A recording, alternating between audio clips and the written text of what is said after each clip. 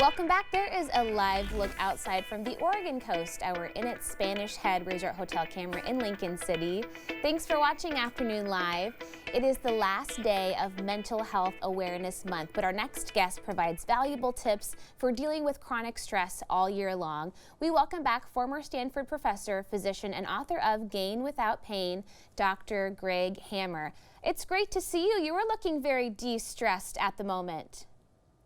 Absolutely. I'm very fortunate to be down in Carmel, California at the beach with my dogs, and they're running around behind me, and it's a lovely day. Gorgeous. Okay, I'm glad we're catching up with you. So let's talk about, we can't really control all of the stressors or things that bug us in life, but we can control our own response to those things.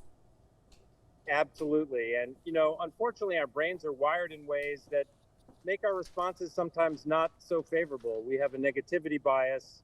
So we tend to remember the negative and forget the positive thoughts and experiences.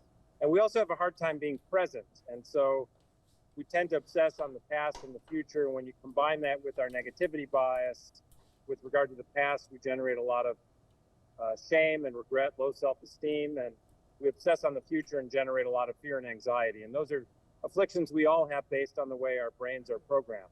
Sure, and we know that over time, as you kind of build a cycle, that chronic stress can really impact our physical health as well.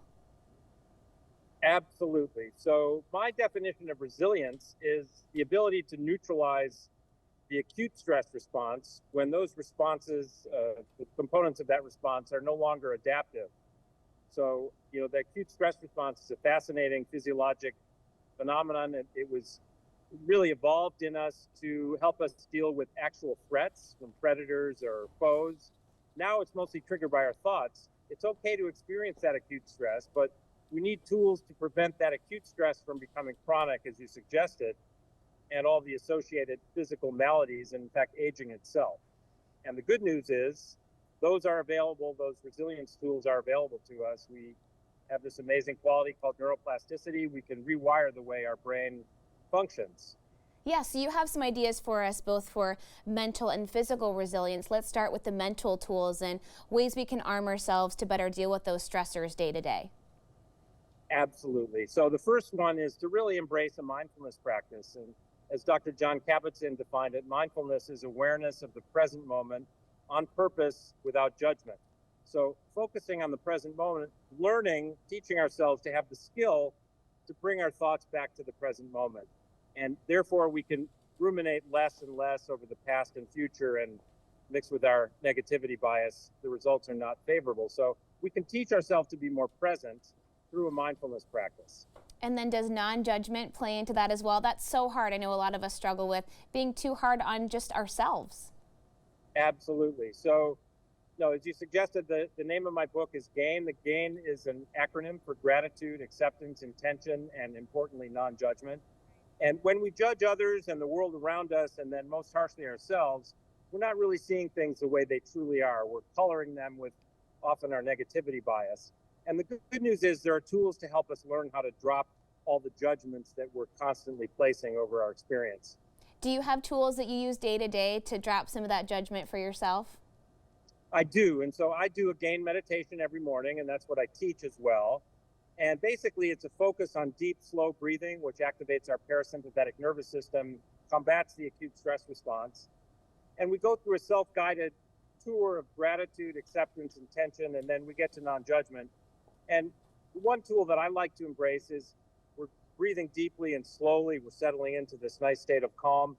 We picture an image of the Earth apparently suspended in space. And it's a lovely planet, but it's neither good nor bad. It doesn't have the qualities of good or bad. And so it's only logical for me to think that I, too, am just a person. I'm not good and I'm not bad. I'm just a person. There is no judgment. And we then link this to our slow, deep breathing. And we can return then to this experience of non-judgment. It's just using a simple tool to help rewire our brains. And quickly, we have about 30 seconds left. Let's talk a bit about the physical aspect of it, because keeping our bodies in good shape will help with all that as well. Absolutely, it's essential. So the fundamentals of physical well-being are really sleep, exercise, and nutrition. Nutrition may involve supplements, maybe even drugs for prolonged health span. But when we get off the rails, we get a little depressed, we're anxious, we're burnt out. as we all tend to be, focusing on the fundamentals of physical well-being, good sleep hygiene, regular exercise, having a program. Again, the I in GAIN is intention. We have to have a plan. And then our nutrition is so important. And all of those are within our reach to really improve on. For sure. All those things always help us tackle all the challenges that life throws at us. Hey, I'm so glad we caught up with you. Enjoy Carmel. Oh, thank you so much. It's wonderful to be with you again. We'll see you soon. The book again is Gain Without Pain. We'll have more information on our website at katu.com.